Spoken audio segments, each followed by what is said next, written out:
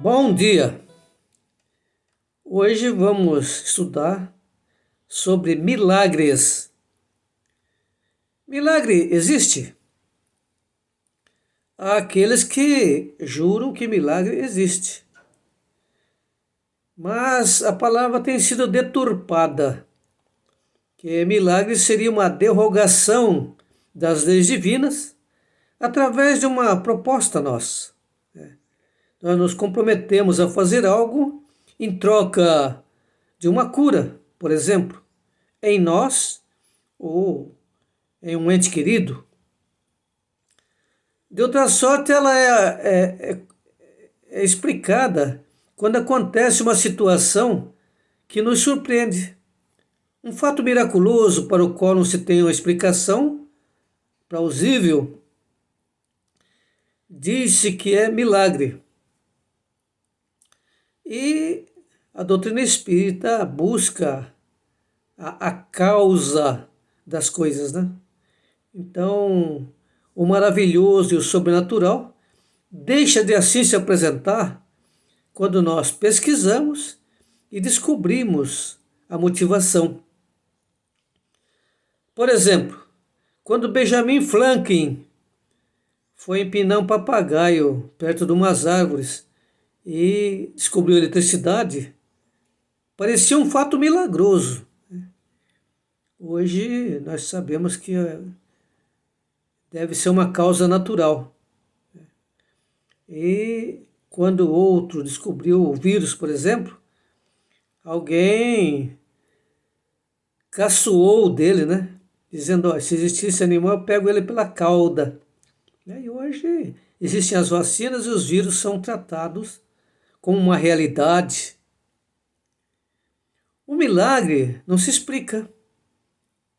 O milagre é um acontecimento divino que está vinculado à fé religiosa daquele que recebeu o milagre. Os fenômenos espíritas, ao contrário, se explicam racionalmente. Não são, pois, milagres, mas simples efeitos, cuja razão de ser se encontra nas leis gerais do universo. Jesus promoveu uma centena de milagres, entre aspas, né? Hoje sabe-se que Jesus dominava sobre o ectoplasma que todos nós possuímos. Todos nós somos doadores de ectoplasma, aquela matéria que, quando não educada, promove batidas na casa, móveis que se movem, e a mídia divulga bastante isso desde longo tempo. Então, e quando educado, o nosso ectoplasma é direcionado para a cura, para as coisas que servem para o bem. Daí que Jesus ter recomendado, onde estiver 2 ou 3, ali estarei. Jesus dominava todas as técnicas, né? E sabia promover a multiplicação dos pães e dos peixes, né? Que vieram de algum lugar. Tudo isso tem explicação. O milagre apresenta ainda outro caráter, o de ser insólito e isolado. Ora, desde que um fato se reproduz, por assim dizer, à vontade por diversas pessoas, não pode ser milagre. As curas são promovidas na casa espírita, na igreja católica. Tinha o padre de Tambaú que curava as pessoas. Existem pastores que curam.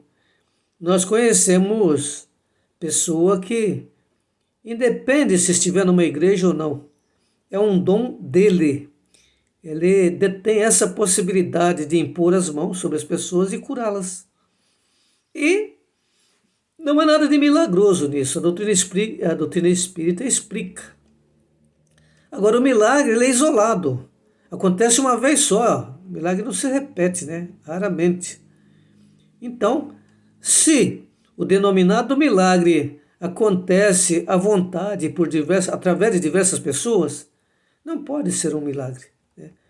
Todos os dias, a ciência opera milagres aos olhos dos ignorantes. Por isso é que outrora os que sabiam mais do que o vulgo passavam por feiticeiros. E, como se entendia então que toda ciência sobre-humana vinha do diabo, eles eram queimados, jogados na fogueira, acusados de serem bruxos, né?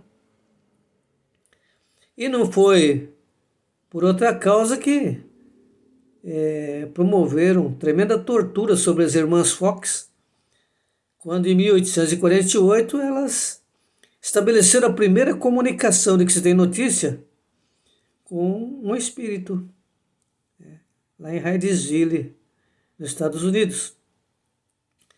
Hoje, que já estamos muito mais civilizados, aqueles que assim promovem, né, que têm essa capacidade, mas não dominam ela, como estamos mais civilizados então, apenas os que promovem o chamado milagre são mandados para os hospícios, né? Muitos deles são médiuns extraordinários. E lá no Rio de Janeiro, o Dr. Pinel esvaziou um hospício, constatando que tratava-se de pessoas com dom magnético, com magnetismo de cura. Se um homem realmente morto, como dissemos em começo, ressuscitar por intervenção divina, haverá aí verdadeiro milagre, porque isso é contrário às leis da natureza. Se, porém, ele estava em estado letárgico, né, ou catalético, não há milagre, né? E a ciência e o magnetismo promovem esse tipo de milagre diariamente. Se a ciência consegue reanimar uma pessoa que disseram que estava morto há várias horas ou até dia, não havia milagre, não ocorreu um milagre. Ele estava, como disse Jesus, Lázaro dorme. Ainda não havia se cortado o cordão fluídico.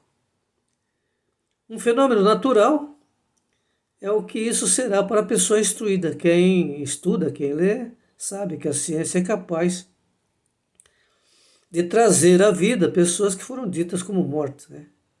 Outrora, muitas pessoas foram enterradas porque não estavam mortas. Em determinado momento da humanidade, estabeleceu-se de criar um buraco dos dois lados do caixão, na altura do braço. O defunto ficava com o braço para fora, a altura de pegar um gongo, para fazê-lo suar diante do velório. Então criou-se o termo salvo pelo gongo, né? Algumas pessoas se salvaram mesmo. E a mídia, em todas as épocas da humanidade, tem dado notícias de pessoas que, após serem desenterradas, estavam viradas no caixão, né? Então, muitos foram enterrados vivos. Tem até um companheiro nosso de doutrina que fala que quando morrer, quer que coloca um celular no caixão dele, né? Naturalmente parece brincadeira, mas não vai ter como ele acionar isso, né? E, todavia, aos olhos do vulgo ignorante, se uma pessoa volta à vida, tendo sido tida como morta, vai ser chamado de algo milagroso. E o autor se verá perseguido a pedradas, né, ou venerado, conforme o caráter dos indivíduos. A Igreja Católica canonizou uma série de santos, entre aspas, né, porque tinham a possibilidade, o dom de promover o que se denomina milagre. Se um físico então soltar um papagaio eletrificado em campo e faça por esse meio cair um raio sobre uma árvore, é o novo milagreiro, né? E o povo adora isso. Eu costumo até, por brincadeira, dizer que se nós formos para um lugar, com o conhecimento que nós temos, se nós formos morar num lugar que não não conheço a gente, né? Pegarmos um amigo e dissermos que ele é um beato, no instante vai ter um monte de seguidores. E alguns possivelmente alcançando milagres, porque a fé tem esse condão, né, de promover, assim como promover a cura. Assim como relata na Bíblia sobre aquela mulher que tocou nas vestes de Jesus e curou-se.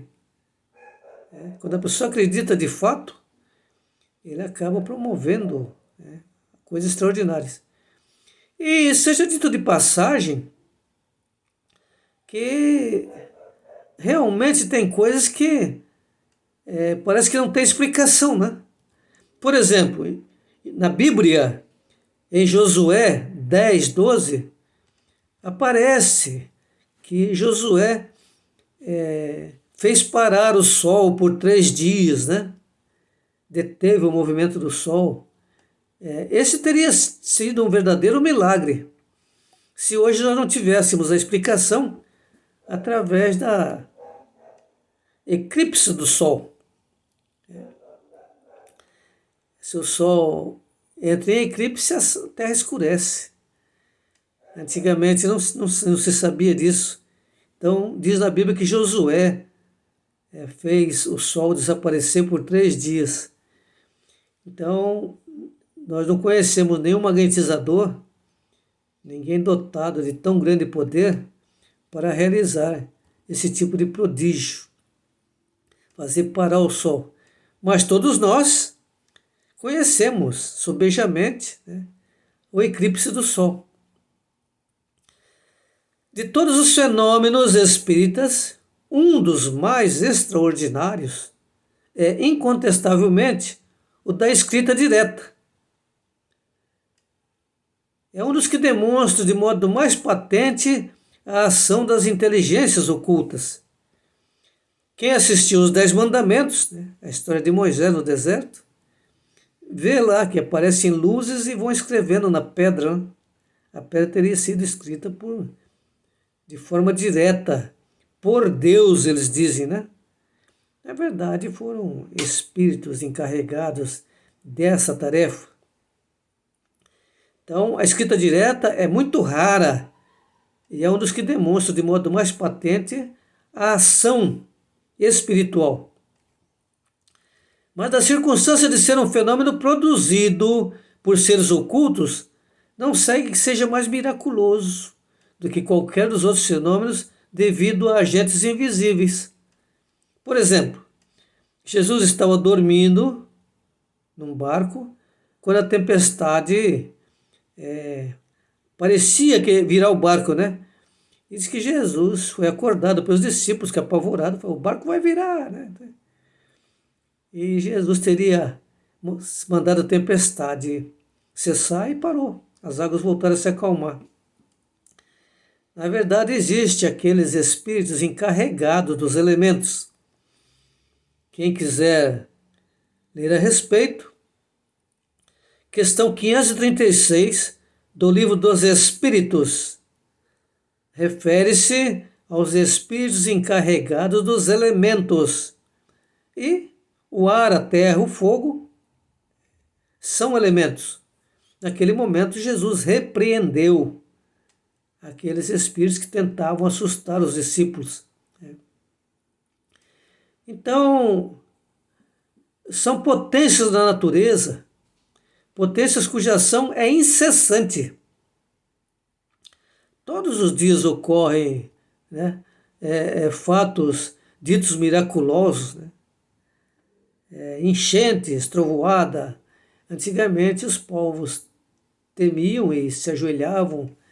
E, inclusive, a primeira lei, a primeira divisão da lei natural, que é a lei da religião, ao ver o estrondo no céu, do trovão, o homem faz um tótem de madeira e se ajoelha diante dele.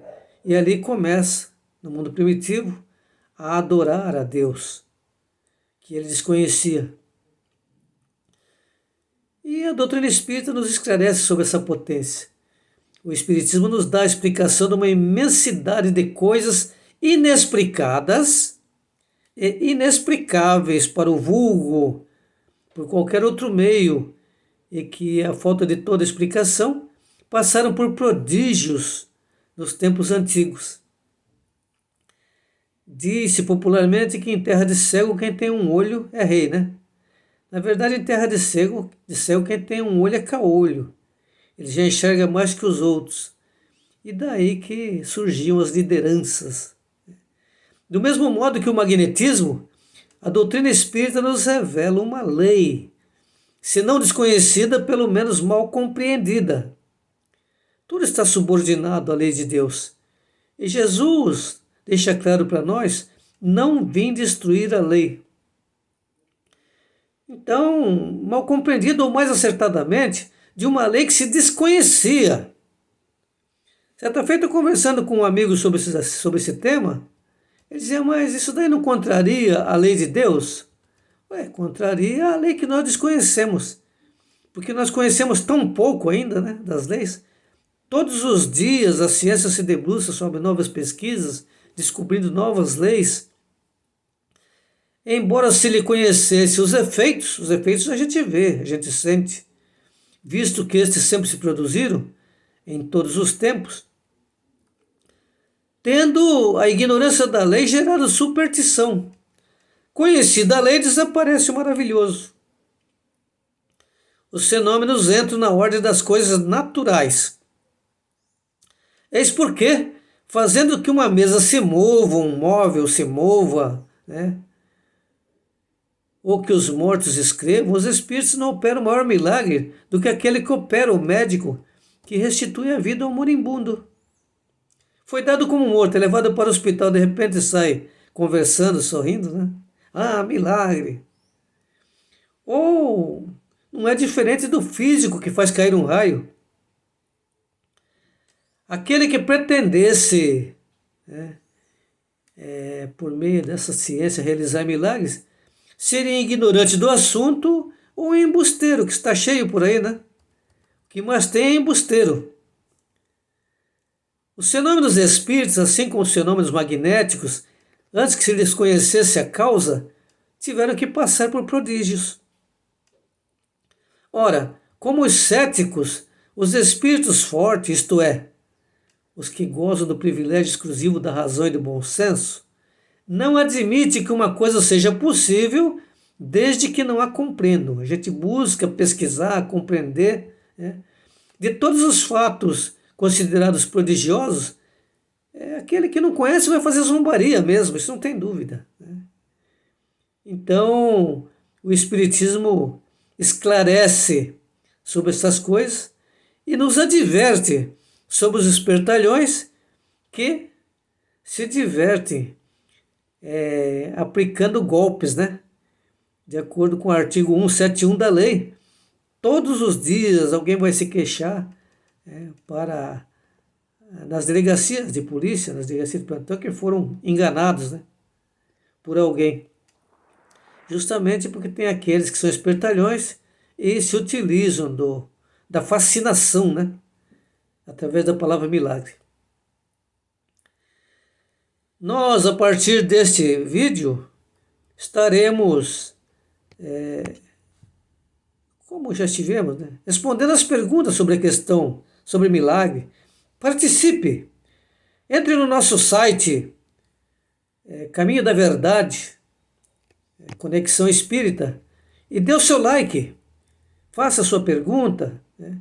Isso vai permitir com que a gente continue no ar e possamos nos encontrar em outras oportunidades para estudo de novas questões, né, que afetam o nosso dia a dia. Muita paz a todos e até a próxima semana.